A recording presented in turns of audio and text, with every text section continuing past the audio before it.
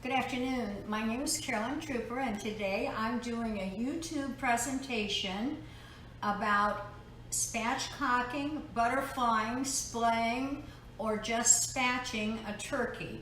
And Jane Rendoff is doing the filming. When I was getting ready for this, I did a little research on turkeys and how come turkey is the preferred meat at Thanksgiving time. And what I found out is, first of all, the turkeys are native to North America, and they've been around for thousands of years, and they know that from the fossils. And turkeys are inexpensive to grow, they're easy to slaughter, they're prevalent in lots of farm communities. They're not a very smart bird. In fact, if turkeys are on a farm and a plane goes over and gets too low, they will actually all run to a corner and smother to death. So they're not very bright, but they taste very good when they're cooked properly. And they've been used since about the 1600s as the main meat for the meal. The Pilgrims, we all know the Pilgrims and Indian story, and there was fowl there, and they pretty much think it was wild turkey. They also had deer that day, and the purpose was to give thanks for the autumn harvest. And that was a tradition that came over from Europe, because that was very popular in Europe. Whenever the fall harvest came in, it was a religious festival, a thank you to whomever, Mother Nature or God or whomever, that helped them have a good harvest. So it goes back to the Pilgrims and the Indians and the colonists, and there's varying stories about that. So a little bit more information. Jane, do you happen to know who Sarah Joseph Hale is? No, never heard of her. Okay, Sarah Joseph Hale was one of the first people that wanted to make Thanksgiving a national holiday. And so she campaigned to get that, and she also thought if it was a national holiday, this was the beginning of the Civil War, that would be good for the people also. And if you can turn your camera around here, we have a picture of Sarah over here. And Sarah ended up campaigning long enough that she had President Lincoln sign the proclamation that Thanksgiving would be a national holiday. Do you know anything else about her? Have you ever heard you don't know anything at all? I know. Okay. This is all new. Fascinating. She also wrote Mary Had a Little Lamb Nursery. Oh.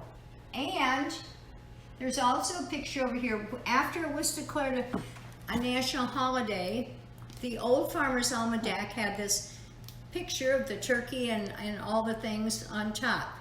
Now, turkeys were mentioned as the main meal in Charles Dickens. We all know about his writing of A Christmas Carol. And Sarah Joseph Hale wrote a book called North Star, and in that she talked about the turkey and the importance of it. So that's a little history there, a little probably more information than you really wanted. But here's our turkey. We have a 13-pound turkey. It's all thawed. It was a frozen turkey. Not easy to find a turkey a week before they come out in the grocery stores. It's not quite that time of the year. So you take the turkey and turn him over, and we're gonna remove the backbone. The whole purpose of this is to remove the backbone. And you notice I have him on a cloth because I said to Jane, I really don't want this turkey to go sliding across the counter onto the floor. And so anyway, here he is. Here's the backbone. You can see the backbone comes right down through here. We're gonna cut this out so that we can butterfly this turkey. In other words, we're gonna open it up. So this is not the most attractive part of this, and sometimes it's a little difficult. Sometimes you really have to work at it to find just the right spot. But be patient. A good pair of kitchen shears, I imagine, is. I thought these were the pair, but I've got several things here. I've got one just like the one you're using. I'm running into a problem right here at the beginning, and I'm not sure why, but we'll figure it out.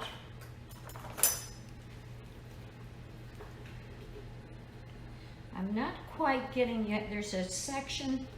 Okay, I found it. Okay, now let's go back to the kitchen shears. Well, the kitchen shears do not want to work on this guy today.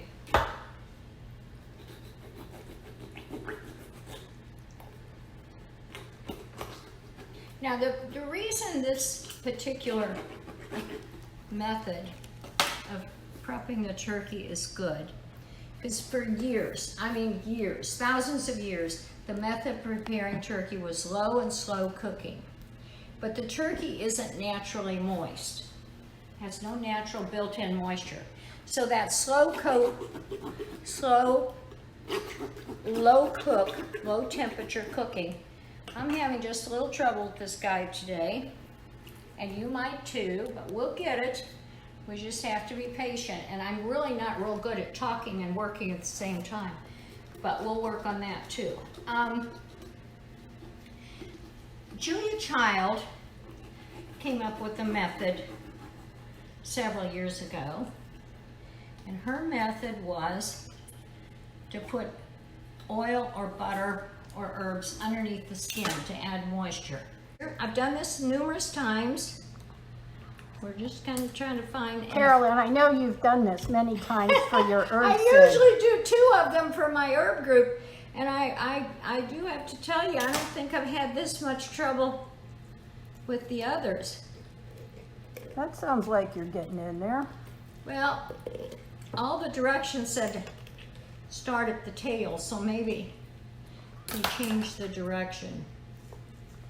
Start at the other end. I think it's always a matter of getting in the exact It is, location. and there's a spot, and I'm not finding it. Anyway, Julia Child moistened the turkey in the baking process by putting, and I'll show you how to do that. If I ever get through this step, I'll show you how to do that one. But in the meantime, we're getting there. I hear crunching. Then several years ago, Martha Stewart came out with another idea, was to start the turkey in the oven at 500 degrees for 30 minutes.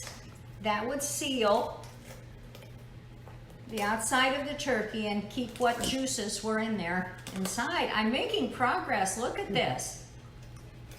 Again, this is not a very pretty part of the presentation. I got almost half. You know how my mother used to prepare the turkey? She would make a paste of flour and butter and put it on top of the skin so it would make like a crust. Interesting. I was never really a fan of that method, but she, for some reason, I guess, thought it kept the turkey really moist. Well, so the sealing, Martha Stewart did that one. And then maybe, what was it, about 10 years ago, some really innovative person came out with the deep fat fryer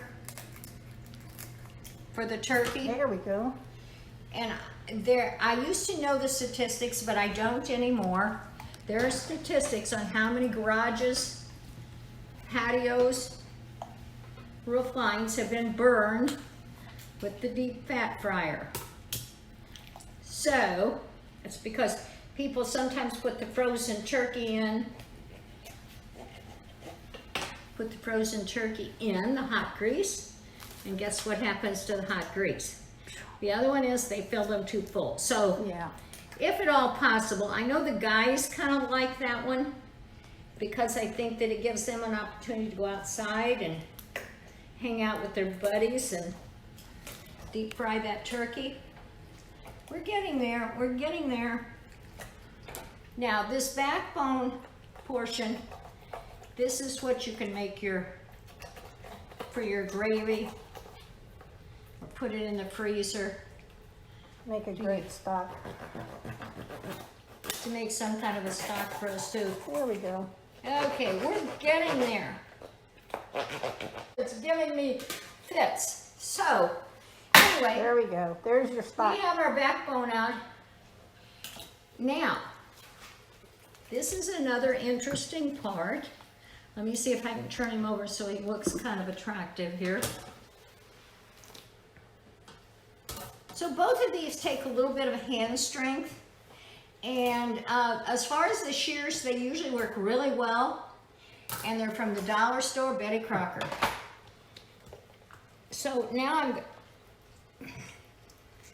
I want to push down. Are you hearing the cracking? I'm hearing cracking. Part of being short, and I did tell somebody, I have been known to put this on a tray on the floor, put another tray on it and step on it because you want it to go down. Now, earlier I was talking about Martha Stewart and Julia Child. Julia liked to put her hand under the skin, kind of pull it loose, put little pads of butter and herb in there. You kind of have to do it carefully, but you can get underneath there. Can you show how I'm getting underneath there, Jane? Yeah, So- see Carolyn's hand? Can you see my See hand your underneath fingers? there? Another thing that you can do with this is using 3 tablespoons of salt. Doing 1 tablespoon.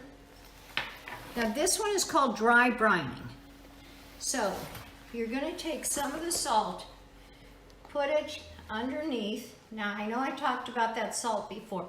So we're carefully putting it underneath. Now this is if you're dry brining. So about a tablespoon of kosher salt underneath there, some salt here, and then you're going to take the turkey and you're going to put it in a plastic or a plastic container or something, plastic bag, and you're going to put it in, and you sprinkle this with salt, and you would put it in the refrigerator and leave it overnight. So this is after it's thawed and all the other stuff is done. Okay, so here's pretty much our turkey. I'm not going to do the dry brining with this because then Jane would have to come back tomorrow and we'd have to go from there, but you will get some instructions on that. So, And cleanliness. You notice she's washing her hands after handling the turkey. I think almost everybody, and I'm probably the worst germaphobe there is when it comes to chicken and turkey. I don't like the feel of it, and I don't like it on my counters. So anyway, we're gonna get ready to put it on the tray. I'm gonna do a little advertising here. These trays are 2 for $11 at Sam's. I absolutely love them. They come clean every time. I don't care how much you burn on, stick on, or whatever. So I wanted to show you that. And to save time, ahead of time, I prepared a bed for the turkey. Now, this has a couple purposes. Smells good, looks good if somebody's watching you in the kitchen as you're getting ready. And it's a good base for your gravy. So when you're all finished, you're gonna have all this. You can strain it. You can put it in the blender and blend it up. You can do all sorts of things with it. And most importantly, it's gonna keep moisture going into the turkey as it's cooking. So you also would want to put some herbs on this. And I'm gonna do a little bit of parsley and rosemary. I don't have any thyme. If I did, I would put that on. Thyme did not grow well this year. Not sure why. I lost all of my thyme that I had had. Oh. And that's T-H-Y-M-E, because I asked somebody yesterday, do you have any thyme? And they said, thyme for what? So anyway, this is pretty much it. I'm gonna put the turkey on top of this.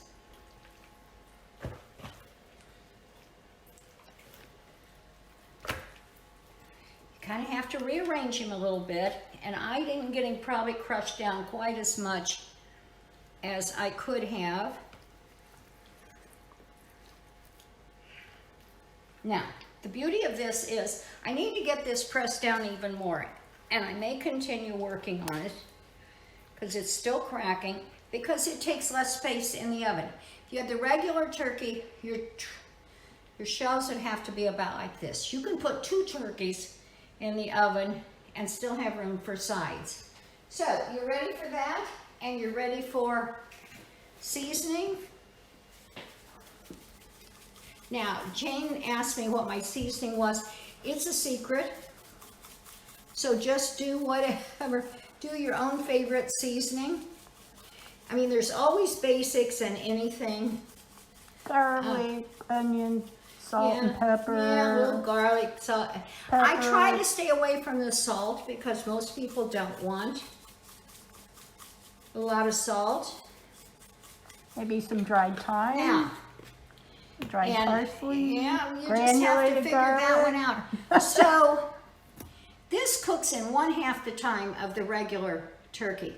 The other most important part is the turkey breast needs to be 150 degrees when it's finished. The legs and thigh has to be 165. So if you take it out when this reaches 150, these aren't going to be done.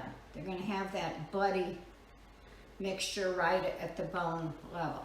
But with it like this, 1.5 hours, it all cooks and it all gets done at the same time. So, Jean, can you think of any questions you might have? Oh, I don't think so. I think that looks wonderful. I can't wait to see it when it comes out of the oven. Advantage, cooks the entire bird gets done at the same time. Not drying out the breast, not undercooking the legs and the thighs. It takes less space in the oven. See how nicely he fits on this tray? And when you bring this out, now I've done this, I've done 2 of these every year for a few years for the herb sit.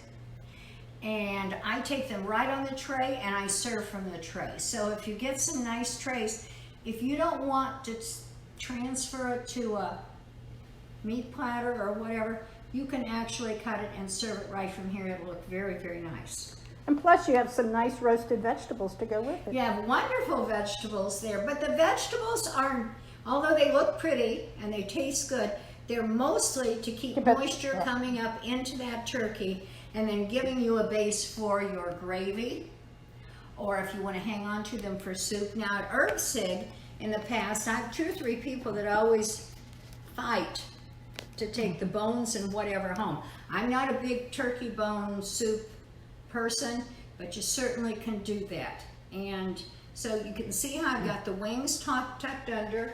One other thing you might want to do, but it's not necessary, the end of the legs, which looks kind of pretty once it comes out. You can take the end of the legs and wrap them in some aluminum foil before you put it in the oven. But this is not a part that we eat anyway, so if it gets a little browner than the rest, that's okay.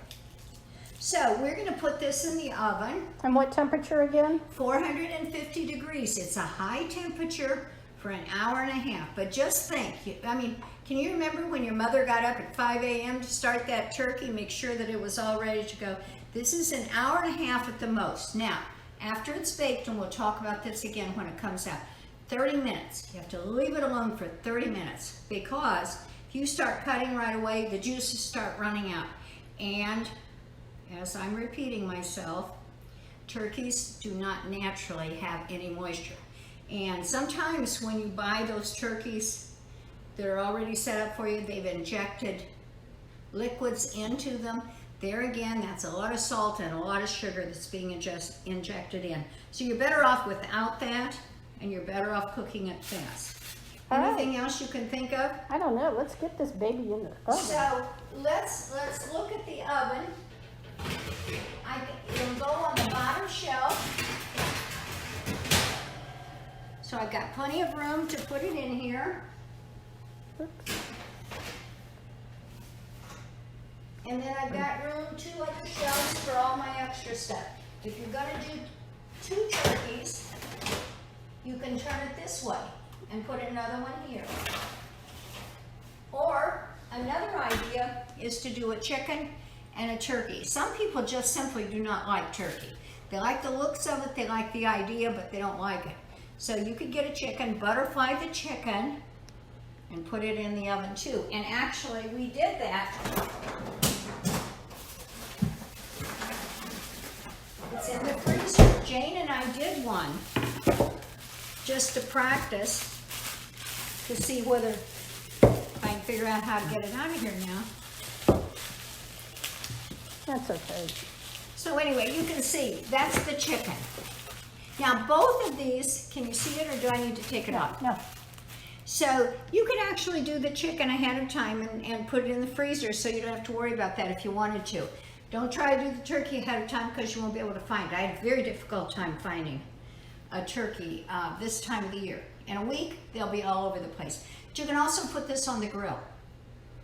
So I would recommend this more than the deep frying turkey. And those people that deep fry swear by it, but I think it's the idea more than the tasting better. And there's so many accidents with that. They even have all kinds of disclaimers on it so that people don't. All right, well, I will be back in an hour and a half. In an hour and a half, and we'll take that turkey out of the oven, and we'll see if there's any more questions or things we can answer in the meantime. But so long for an hour and a half. So here's the finished product. It did get a little brown on top. You could have added a little foil, or I could have if I were doing it again. And it's on the tray. It can be served like this, or you can transfer it to a platter and cut it up. You can do whatever you would like, but it looks pretty just like this. And just to repeat, it stays moist, cooks faster, and takes up less oven space. This is a 13-pound turkey. Don't ever try to go for the 30-pound turkeys because they're tough. But you're better off with 2 15 pounds than you are 1 30-pound. Did you have to baste it at all? I did not baste it. I didn't do any of that. I just put the spices on the top. That's kind of the beauty of this. I didn't do any. I could have. I probably should have right through here, but I did not. And even the veggies, as they cook, they even look. It looks wonderful. So some people will eat those veggies. Other people will strain them out and make the gravy with it, or they'll put them and save them for a soup. I don't know, it looks fabulous, Carolyn. Thank you so much. Oh, you're welcome. Bon appetit.